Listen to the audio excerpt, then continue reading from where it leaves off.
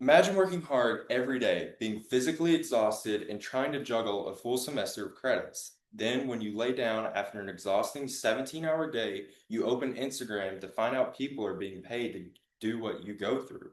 This is the harsh reality for Division III athletes.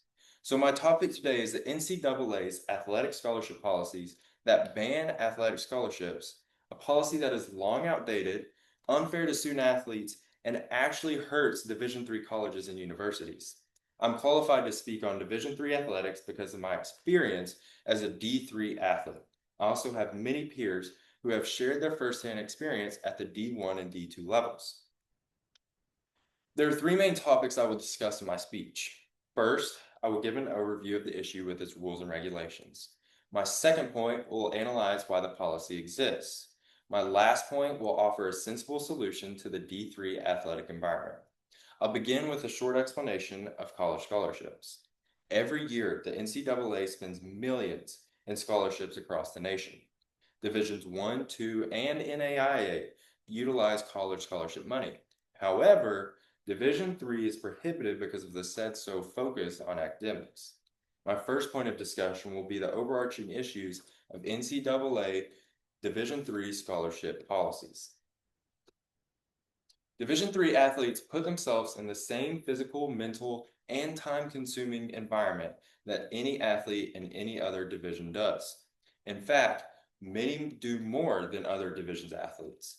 According to Ridley Eastland Fruit, author of the scholarly article, Should D3 Athletes Be Eligible for Athletic Scholarships, made in 2016, these D3 athletes often have jobs to pay for their school and keep up with their lives.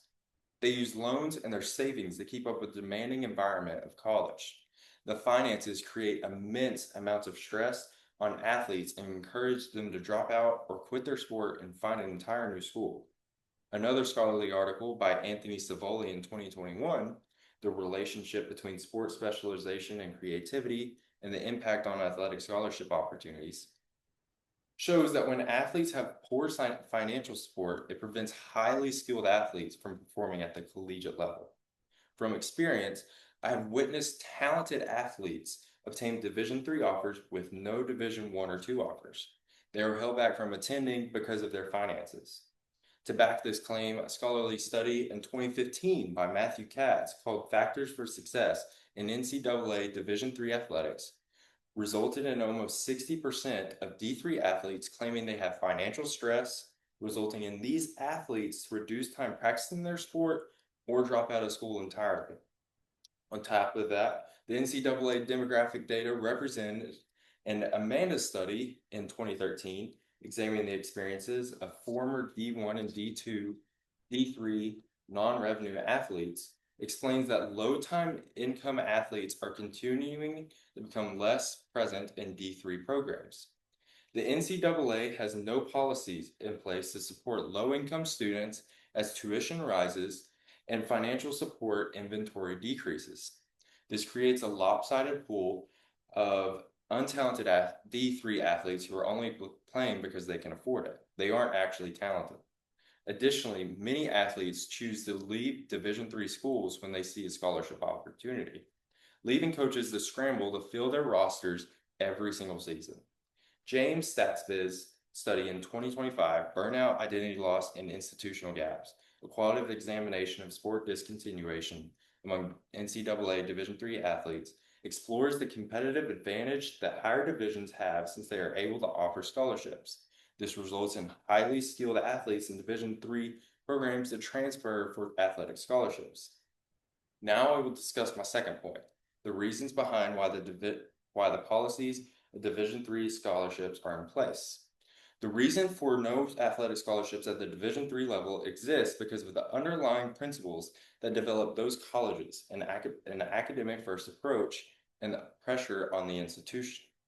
According to Jonathan Wilner's scholarly article in 2019, Private Universities and NCAA D3 athletics as a general recruiting role, the purpose of D3 athletics was for athletes to perform without pressures at the D1 or D2 levels.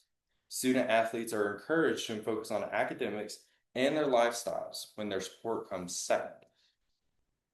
To build on this, Paul Milton's study article in 2012, do athletic scholarships impact academic success of intercollegiate student athletes and exploratory investigation describes the D3 programs are supposed to be resisting the semi-professional model that upper divisions use.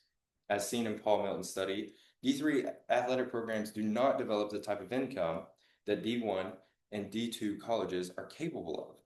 Normally, D3 programs do not make profit through broadcasting, social media, ticket sales, or merchandise. And as a result, they don't have the necessary resources. However, Paul Milton's study also shows D3 athletes receive non-athletic scholarships that are directed towards athletes. Therefore, these programs are showing the ability to pay their athletes. Speaking from experience, I had more scholarship opportunities than my peers because I was able to compete in the sport. Now that I've discussed why the NCAA policy exists, I'll explain my third point, a solution to the issue. NCAA and D3 colleges can revolutionize the scholarship policies while maintaining its foundational values. There are three things which can turn around a D3 program: need-aware scholarships, merit scholarships, and non-institutional scholarships. Need-aware scholarships would help athletes who have the skill but not the money. As seen in Paul Kova's article, low-income students are heavily misrepresented at the D3 level. Offering more age would raise this demographic. Merit scholarships are a great way of rewarding players for their hard-earned academic performance and their athletic performance.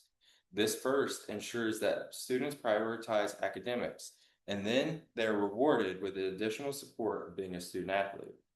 Matthew Katz elaborates that merit scholarships will only contribute to student athletes with both success on the court and in the classroom.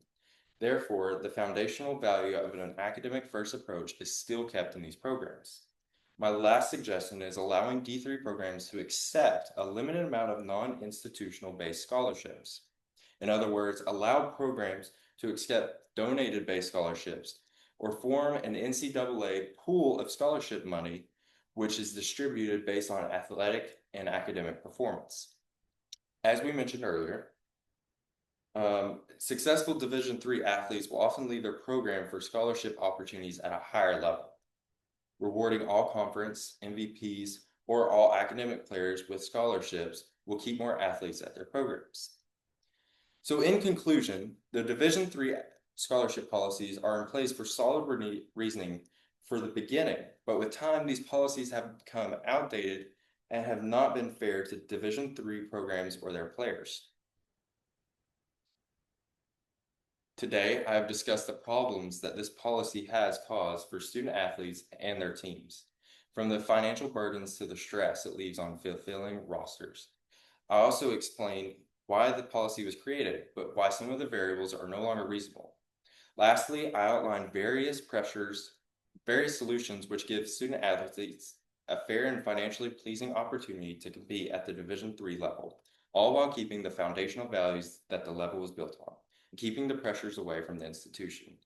Now that you're aware of the situation, it's time for the NCAA to change the rules so that these hardworking athletes get the opportunities they deserve, where the old-fashioned policies overrule and continue to dictate the level at which athletes compete in Division III.